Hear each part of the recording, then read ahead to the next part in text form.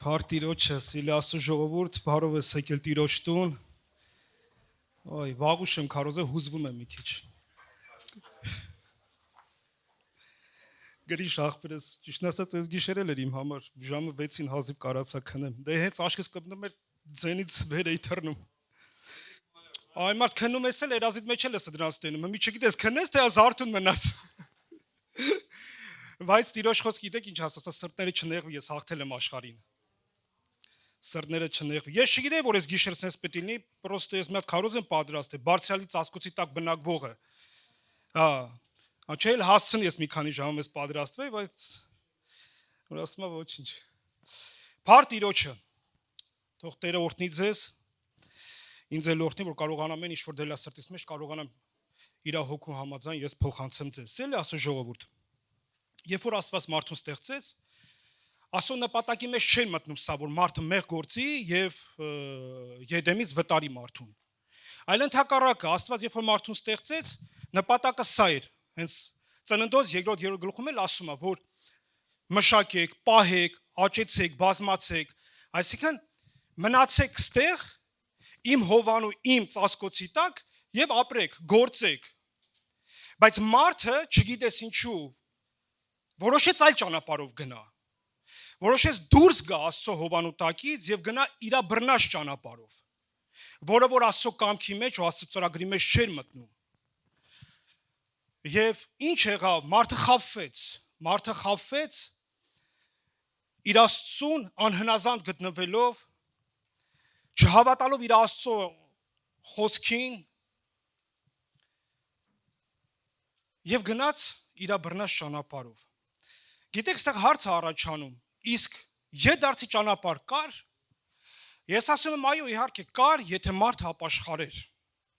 Որովհետև ամբողջ Սուրբ Գիրքը խոսում ապաշխարության, խոսում Աստծո սիրո, նրա ողորմության ու գթառատության մասին։ Բայց քանի որ դա չի եղել այդ ժամանակ, չկենտրոնանանք դրա վրա, անցնենք առաջ։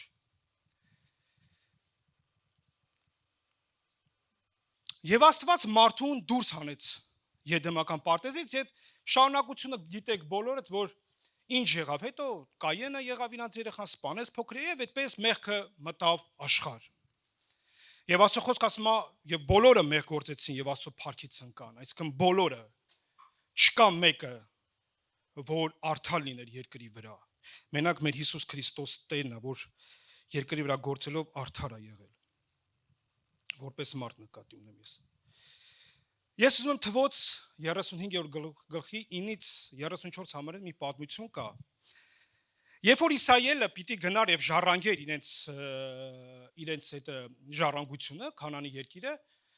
Աստված հրամայեց, որ ասեց, ձեզ համար ընտրեք 6 քաղաք, ապաստանի 6 քաղաք։ Ուրեմն 3-ը գետի այն կողմում, Հորդանանից այն կողմ, 3-ը դեպի այս կողմում։ Իսկ ինչի այս կողմում, որովհետև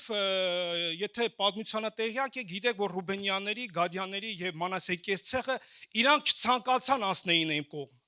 որովհետև իրանք երբ որ այդ ամորացիների երկու թագավորներին հաղթեցին, այդ տարածքները լավն էին, պարարտ էին, նրանք ցանկացան այդտեղ մնային։ Եվ ժառանգությունը ընկավ իրանց, որ այտենց տվեց իրանց։ Բայց այդտեղ միջանկյալ մի հատ բան ասեմ, ու անցնեմ առաջ, միջանկյալ։ Տեսեք, երբ որ այս ցեղեր եկան Մովսեսին ասեն, այս տարածքները մենք ուզում ենք մեզի վերցնենք, Մովսես ասաց, տղեկ, տենց ճիշտ չի լինի։ Ձեր եղբայրները հələ չեն հասել իրան ժառանգությանը, դուք ուզում եք արդեն ձեր ժառանգության մեջ մտնեք։ Ու այդ տարածքներն էլ ամբողջ Իսրայելն էր պատերազմով վերցրել։ Հիմի դուրս էր գալի այս 3 ցեղը առանձին պետք է մնային, այն մնացածը գնային հələ նոր պատերազմային հասնեին, ասեց ճիշտ չի։ Այս մարդիկ էլ շատ խելացի էին, շատ է դուրս եկել, ասեց մենք կգանք ձեր հետ, մեր պատերազմով, բան ինչքան գիտեմ 40,000 են եղել սրով մարդիկ։ Կգանք, կանցնենք Հորդանանը, երբ որ Իսրայելը կհասնի ամբողջ իր տարածքներին, մենք ետ կդառնանք մեր տներին։ Ու այդպես էլ արեցին։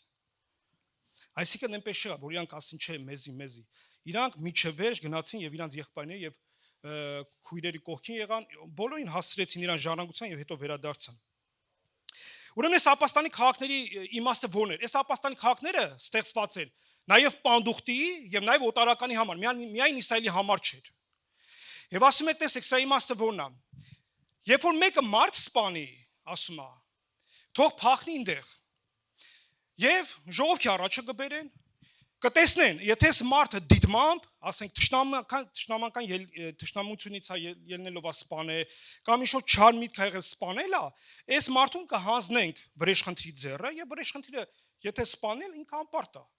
Բայց եթե ժողովքի առաջը բերեցին ու հանգարց պարզ դարձավ, որ այս մարդը միամիտ է սպանել, թշնամանք չի եղել, միամիտ ստացվել է։ Չգիտեմ այդ միամիտ ստացվելու սպանությունը ո՞րն է, բայց հա էլի կացինը թռել է միամիտ կպել է մեկի գլխին, մահացել է։ Այս մարդուն ասում է չես տալի վրեժխնդրի ձեռը։ Մնում է այդ ապաստանան քաղաքներից մեկում, ու երբ որ այդ ժամանակվա օծված քահանան կմահանա, նոր ինքը դուրս կգա այդ քաղաքից։ Հիմա տեսեք, շարունակություն ինչ ասում։ Բայց եթե ասում է հանկարծ այս մարդը որոշի դուրս գա այս քաղաքից, ասենք տունը կարոտել է կամ ինչքան դե այն ժամանակ에 երկար էին ապրում, այդ քանապետը քանի տարի պետք է բանը, երբ պետք է մահանար, այս մարդը տուն էթար։ Հա, մի տունը կարոտել է, չգիտեմ, իր քաղաքը ուզում էթա կամ ասում է դե լավ, ժամանակ արդեն բուժած կլինի ամեն վերքերը բանը, հելնեմ էթ, հա։ Ու վրեժխնդիրը բռներ այս մարդուն սպանեն, անպարտ էր։ Ով կսպաներ իրան, էլի։ Այսինքն ապրելու այդ մարդու միակ շանսը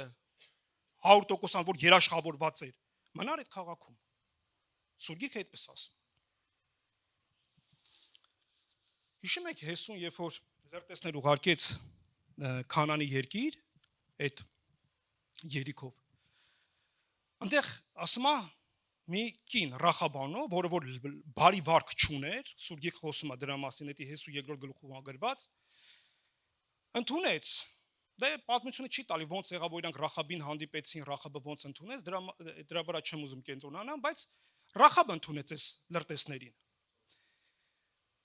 Եվ գիտեք Սուրգիրքը, դե вообще ընդհանրապես Ռախաբի մասին գրված է նաև Հակոբոսի եբրայցիների մեջ, այնտեղ ասում որ Ռախաբը իր հավատքից ելնելով փրկվեց, որտեղ ինքը հիշում եք Ռախաբը ասեց ես գիտեմ որ ձեր Աստվածը, չէ, ես գիտեմ որ այս քաղաքը ձեր Աստված տվել է իսրայելացիների ձեռքը։ Այսինքն ինքը լսել էր ու հավատում էր այս մարդը։ Երևի միակ մարդն է եղել որ հավատացել է այդ ժամանակ։ Ռախաբը ինչ ասեց, ասես ես ձեզ պահել եմ, չեմ տվել Երիքովի ես մեր պետության իշխանավորների ձեռքը, դրա փոխարեն իմ կյանքը, իմ ընտանիքի կյանքը պահեք, խնդրում եմ։ Եվ այս մարդիկ ինչ ասեցին, նախ ասեցին կարմիր չվանքը կապես, չէ, որ մենք գոնե իմանանք, որ դա քո տունն է, որտեղ այդ ժամանակ գիտեք, կռվի ժամանակը մի որ ասենք երևար որ դա իր տունն է եւ ինչ ասեցին, ասեցին այս տան մեջ քո ծնողները կլինեն, քո բարեկամները, ով որ կլինի եւ այս տան մեջ կլինի կփրկվի։ Բայց շարունակություն կա սրան։ Ասա, բայց եթե հանկարծ մեկը դուրս կգա կամ մեկին դուրսը կլինի, մենք անպարտ ենք։ Այսինքն մեկի հայրենասիրությունը կբռնի դուրս կգա, մեկը չի հավատա, մեկը կասի լավ ինչքան նստենք, բա որ մեր վրա հարցակվեն, դուրս կգա, մենք անպարտ ենք, եթե սպանենք այդ մարդուն, եթե ոնախ սպանելու են բոլորին, որովհետև այդ ձև էր տրված։ Եվ Ռախաբը եւ իր տունը փրկվեցին, որովհետև այդ լրտեսները, երբ որ Հեսուին ասին, իրանք պահեցին Ռախաբի տունը։ Եվ ավելին ասեմ, Ռախաբի անունը նաև գրված է Քրիստոսի ազգաբանության մեջ, մենք գիտենք, որ Բոսը Ռախաբից է ծնվել, իր մայրն է։ Բոսից էլ ով Բեթը, ով Բեթից էլ Հեսեն, Հեսից էլ Դավիթը եւ Քրիստոսը եկել է։ Որ կարդաք կտեսնենք Մատթեոս ավետարան առաջի գլուխ։ Այսինքն կյանքը միայն այդ տան մեջ էր, եթե դու գտնվեիր։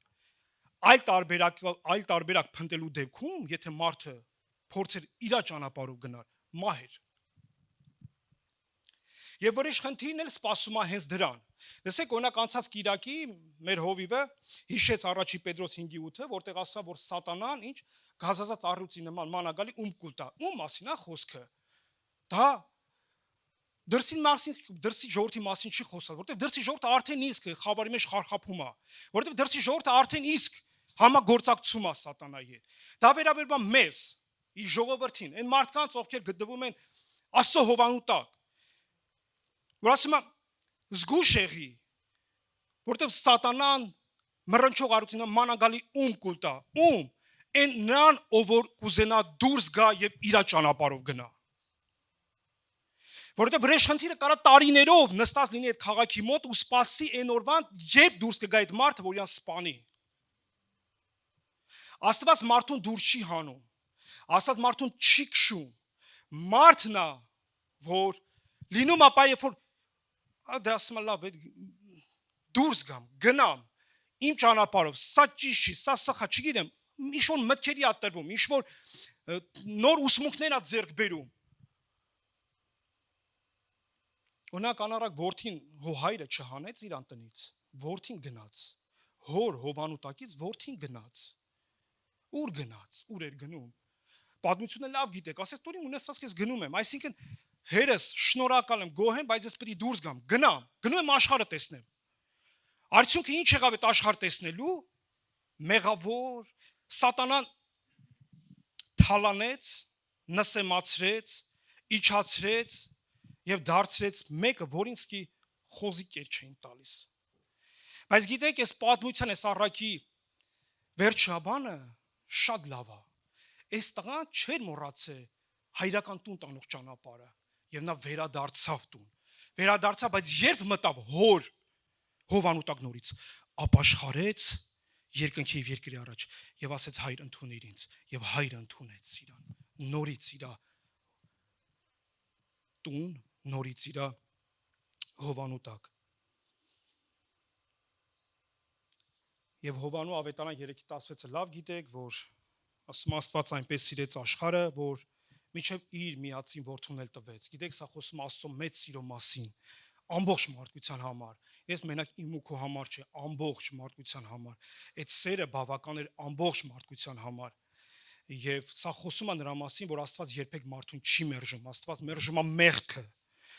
Աստված զզվում է մեղքից, որովհետև խավարն ու լույսը մեկտեղ չեն կարող համատեղվեն, կամ նա պիտի լինի, կամ նա։ Մի օր ասում եմ, Աստծո որդիները եկան Աստծո առաջ կանգնելու, սատանան էլ էր իրանց մեջը, սատանան էլ եկավ։ Որտեղից ես գալիս սատանա, ասեց, երկրի վրա ման էի գալիս, ասեց, տեսար իմ հոբ ծառային, ասեց, հա, Այնտեղ դուք շատ եղել եք սատանան ինչ ասում։ Ասա դու իրան ցանկապատել ես։ Դրա համար ինքը քեզ պաշտում է։ Իսկ հոբի բնութագիրը, գիտեք սուր գիրքը ինչ է տալիս։ Կատարյալ, աստվածավար, չարությունից հեռացող։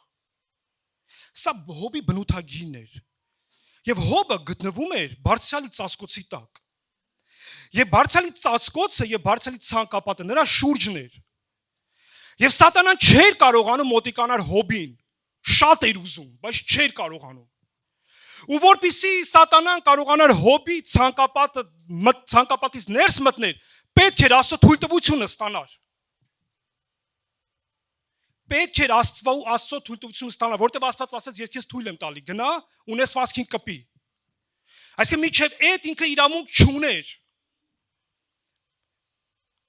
Աստծո թույլտվությունից հետո նոր սատանան կարողացավ կպնի հոբի ունեցվածքին։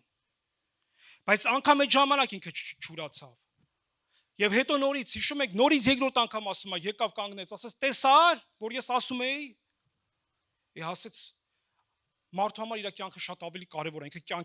իր կյանքը կտա ամեն մի ունեցվածքի համար, չէ՞, մոտորապես հոգին ես ասում։ Ասեց, հələ թույլ տուր կյանքին կբնեմ, ասեց, մարմնին կպի, բայց կյանքին ես քեզ թույլ չեմ տա կբնես։ Հա, էլի որ, ասենք, չսպանի նկատի ունենք սա։ Այսինքն ինքը իր մարմնին կպավ, այնչ որ այնտեղ հիվանդություն եղավ, որ բայց սատանան ստեղ խայտարակ պարտություն կրեց։ Որովհետև հոբը դա նաև ստեղ չմեղանչեց Աստծուն։ Բայց կարևոր բան է, որ ուզում եմ ասեմ, հոբի կյանքում սա է, որ սելա Աստծո ժողովուրդ, որպեսզի սատանայի ձեռքը հասներ հոբին, Աստծո թույլտվությունը պետք էր։ Որտեղ նա Աստված ցույլ տվեց, որ նա կարողացավ։ Եթե նա կարողանար, միջև այդ կարողանար կպնել հոբին։ Երբ որ Եգիպտոսում զատիկ պիտի լիներ, մավան հրեշտակը պիտի անցներ դռնեդուր, տնետուն, եւ որպեսի մարդ այդ տան մեջ կյանք լիներ։ Պետք էր արում։ Բայց մարդը, որ ոչ թե պիտի արյան այս կողմում լիներ, հա, արյանից դուրս, այլ արյանից ներս պիտի լիներ։ Այդ դեպքում էր կյանքը։ Իսկ այնտեղ, որտեղ որ արյուն չկար, իհարկե մահն էր տիրում։ Ես ուզում եմ Եբրայեցիս 10-րդ գլուխ 26-ից 31-ը կարդալ։ Որտեղ եթե մենք ճշմարտության գիտություն ընդունելուց հետո հոժար կամքով մեղք գործենք, այլևս նրանց հետո մեղքերի համար զոհ չի մնում, այլ դատաստանի ահավոր սպասելը եւ կրակի զայրույթը, որ հակառակորդներին կլափի։ Մեկը, որ Մովսեսի օրենքն անարգում էր, առանց ողորմության 2 կամ 3 վկայի խոսքով մեռնում էր։ Էլ որքան ավելի կարծում եք սաստիկ պատժի կարժանանա նա, որ Աստծո որդուն ոտքի տակ կոխեց եւ ուխտի արյունը պիղծ համարեց, որ նա սրբվեցավ։ Եվ շնորհքի հոգուն նախատեց, որովհետեւ գիտենք նրան, որ ասեց. «Իմն է վրեժխնդրությունը եւ հատուցումը կտամ», ասում է Տերը, եւ դարձյալ թե Տերը կդատի ժողովրդին։ Սարսափելի բան է կենթանի Աստծո ձեռքը ընկնելը։ Սելի Աստծո ժողովուրդ։ Համարը խոսում է նրա մասին, որ երբ որ մարդը փնտրում է այլ ճանապարհ ուղղակի գոյություն չունի, այլ զոհ գոյություն չունի, միակ զոհը, միակ արյունը, որի պաշտպանության տակ կարա մարդը մնա, դա Քրիստոսի արյունն է։ Այսինքն դրանից դուրս ինչ ուզում ես, ուր ուզում գնա արևելք, արևմուտք չկա, հա? Դավիթներ ասում, անգամ մտնեմ իշտեմ դժոխք, այսինքն չկա ուրիշ այլ։ Եվան ինչ էր փնտրում։ Գնաց այլ ճանապարհով։ Ապաստանան քաղաքում մնա, որպեսզի կյանք ունենաս։ Բարձրալի ծածկոցի տակ մնա, որպեսզի կյանք ունենաս։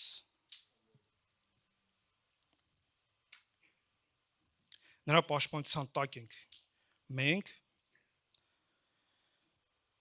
եւ չի կարա սատանան առանց իր թույլտվության մոտիկանա մեզ։ Սելի Աստծո ժողովուրդ, տեսեք, որպեսզի ավելի հասկանալի լինի այս նախադասությունը։ Աստված Իսայելին ասեց. «Ուզում եք գերի չեթակ։ Ուզում եք ժանտախտը չգա ձեր մեջ, ուզում եք պատերազմներ չլինի, թշնամին չգա ձեր վրա»։ Ասեցին հա։ Ասես պահեք իմ կանոններն ու իմ պատվիրանքները։ Եվ դուք կապրեք հաշտ, համերաշ ու օրհնված կլինի ձեր երկիրը, որտեղ ապրում եք։ Այսինքն եթե դու գնում ես եւ խնամություն ես անում այլ ազգերի ժողովուրդների հետ, տղա աղջիկ եք ամուսնացնում ու գնում եք կուրքեր եք պաշտում, կներեք, դուք դուրս եք գալին պաշտպանության տակից եւ դուք խոցելի եք արդեն։ Եվ սատանան ձեզ կարող է խոցի ամեն ժամանակ։ Այնպես չի, որ մարդու կյանքում ինչ լինում Աստված է թույլ տալի, չէ, Քավլիցի ես տես բան չեմ քարոզում։ Որտեղ մարդը կարա իր խելքից գնի փոսը ու ասի Աստված արեց։ Բայց Հոբի օրինակը տիպիկ օրինակ է, որ տալիս է ինքը ով էր ու որ դեպքում սա Աստված թույլ տվեց։ Այնտեղ Հոբը չէր, որ ինքը գնաց իր խելքից, ոչ, Հոբը կատարյալ ուղիղ էր։ Բայց պետք է սատանային մի բան ապացուցել, որ Հոբը ուղիղ է, թե երկնքի, թե երկրի առաջ։ Եվ օրինակ թողեր մեզ, որ բարձրալի ծածկոցի տակ բնակվողը ամենակարողի շուքի տակ է բնակվում։ Այո, անառակ որդին սխալ արեց, որ գնաց։ Սխալ արեց, որ գնաց։ Բայց ինչքան ճիշտ արեց, որ հետ վերադարձավ։ Ինչքան ճիշտ արեց, որ եկավ պապայի մոտ։ Եկավ, ասես չէ, ես սխալ եմ եղել։ Ես մտնում եմ քո ծածկոցի տակ։ Ես մտնում եմ քո հովանու տակ։ Այսինքն մենք կարանք սխալվենք, ժողովուրդ ջան, կարանք, իհարկե մարդիկ սել, անսխալական ոչ մեկ չկա, բայց մեր ապաշխարությունը, Քրիստոսի արյունը, այն պաշտպանությունն է, որ պաշտպանում է քեզ թշնամու կրակոտներից։ Միայն արյան ներսում գտնվելով ես ու դու ունենք պաշտպանություն, միայն նրա հովանու տակ ես ու դու ունենք պաշտպանություն։ Մի օր Հիսուսը Իսայելին ասեց. «Երուսաղեմ, Երուսաղեմ, մարգարեները կոտորող եւ իմ ծառաներին սպանողներ», ասեց, քանի անգամ ես ուզեցի քեզ առնեմ իմ թևերից տակ, ինչպես հավ իր ձագերին, բայց դուք չկամեցաք։ Դուք չկամեցաք, ես ուզում էի պաշտպանել ձեզ, ես ուզում էի ցանկապատով պատել ձեզ, բայց դուք չկամեցաք, դուք չուզեցիք, դուք փնտրեցիք այլ աստվածներ, այլ ճանապարհներ, այլ ուսմունք եւ հեռացաք ինձանից եւ գնացիք ձեր իսկ ընտրած ճանապարհով, դրա համար դուք չմտաք Քանանի երկիր։ Եվ ուղղակի ես չեմ կարող չկարդալ Սաղմոս 91-ը եւ ուզում եմ Սաղմոսով ավարտենք։ Ես խնդրեմ երգչախումբը գա, որ խնդրեմ ոտքերի վրա կկանգնես սիրելի Աստծո ժողովուրդ։ Ուզում եմ 91-րդ Սաղմոսը կարդամ ու խորհիր թե ինչ ասում ես Սաղմոսը։